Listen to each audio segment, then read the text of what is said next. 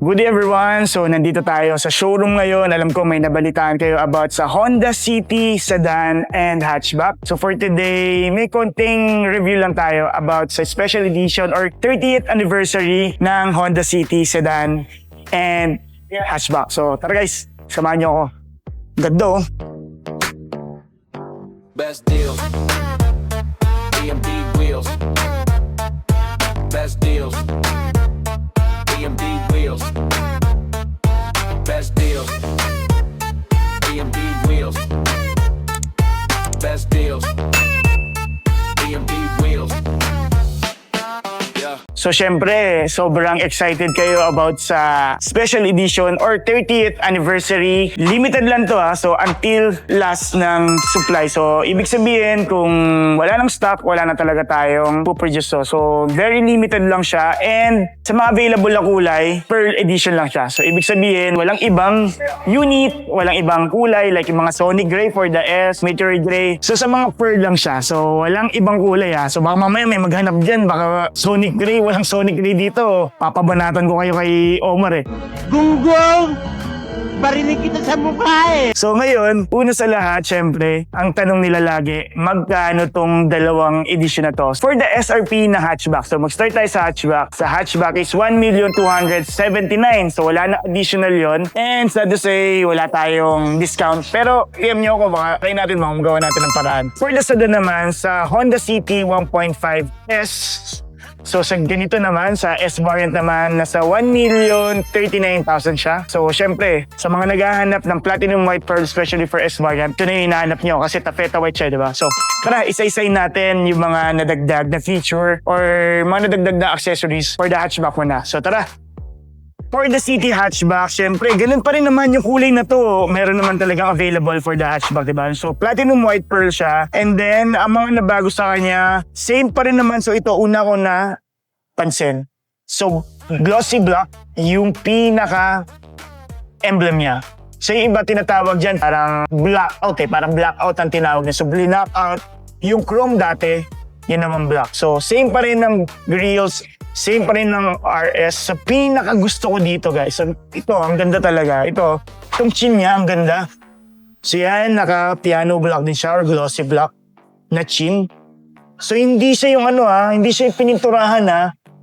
Naka siya, parang nakaduktong siya yun. Mapapansin niyo, dagdag siya. So hindi siya pininturahan. Kasi baka mamaya isipin natin na pininturahan lang siya. Hindi siya pininturahan guys. Then next is yung sa chin naman niya, dito sa may side chin, medyo hawig siya ng modulo pero mas gusto ko siya compared to modulo. Kasi ito, ang ganda, syempre una sa lahat, yan, piano black din siya. And platinum white pearl. Mas malaki siya compared to modulo edition. Hindi yan modulo ha. Mamaya isipin yung modulo eh. So malayong-malayo siya sa modulo. Meron akong video about sa modulo. Pwede nyong compare yung sa 30th anniversary and sa modulo. Then, ito, yung sa housing naman niya. Actually ito, same with the housing for the standard na hatchback na Honda City. So nagkaroon lang siya ng chrome, may chrome and may mga red na. So ang ganda tingnan kasi very sporty. Ang ganda tingnan eh, parang kala mo may ilaw eh, no? Kala mo nakailaw lang siya eh. So ganda, okay din naman. So yan yung mga difference siya from the front. So ngayon sa side naman, same pa rin siya sa side. Wala naman siya nagbago sa side. Tapos sa mugs, same din yung mugs niya. So more on exterior siya. Walang nagbago, walang any changes about sa interior. So tara, samahan niyo ako dito sa likod. So dito sa rear part naman ng Honda City Hatchback na 30th anniversary, so nagkaroon siya ng dalawang maliit na spoiler. So glossy black din siya. So yan yung number 1 na nagbago dito sa rear. Tapos yun, naka-blackout ulit or naka-black ulit yung emblem natin for the anniversary. Tapos yun meron siyang, ayan, so meron siyang emblem na 30th anniversary Pearl Edition.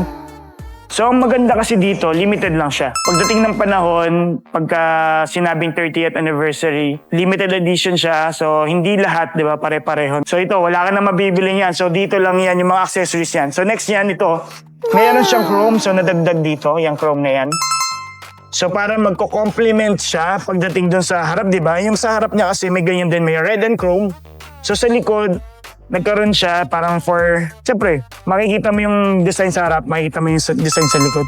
So pagdating dito sa rear, ayan, skirt niya. So makikita nyo, ibang-iba talaga siya sa modulo. Diba? Magkaiba talaga na magkaiba. So yan, may black, glossy, and meron siyang white pearl din yan. Tapos ang ganda kasi ng pagkakagawa niya ganyan, no? Ayan, no? So yan, ginawa talaga yan. So hindi siya inassemble sa planta dito sa atin. Assemble talaga siya sa ibang bansa. So ano pa ba? Ito, tailpipe finisher. So yan, maiinggit dyan yung mga naka-hatchback na ngayon kasi yung tailpipe finisher ng mga hatchback is yung simple lang, parang yung tubo lang nung tambucho. Ito, naka-tailpipe finisher siya.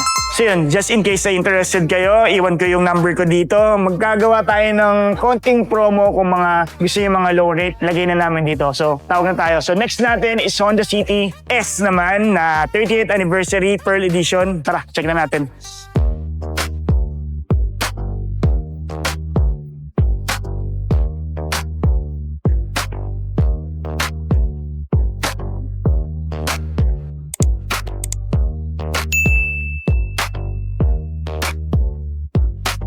Dito naman tayo sa Honda City S 30th Anniversary.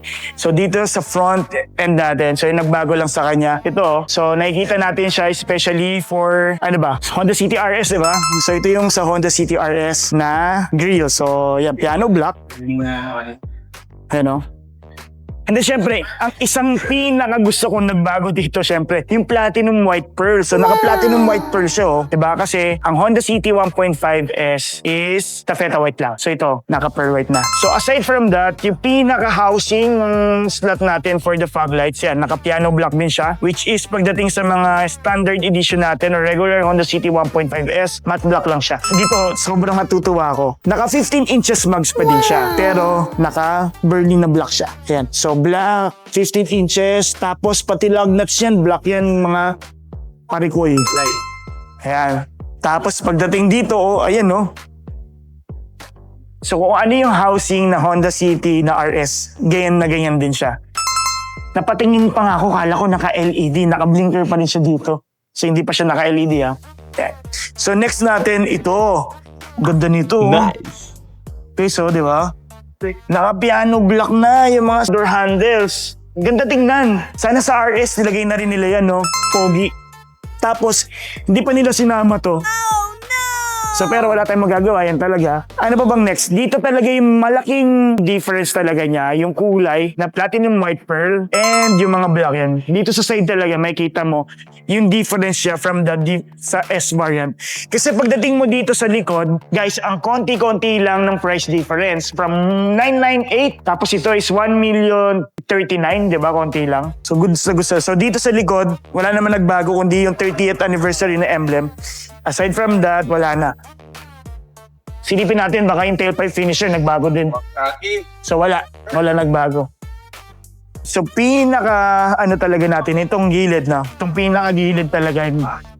Kung interesado kayo, so magagawa ko ng computation. Pwede tayo mag-low rate for the Honda City S na 30th anniversary. So hindi na natin re-reviewin yung loob kasi pare-pareho lang, ang dami nating videos dito eh. May release pa kami. Tapos ayun, naka-open house tayo.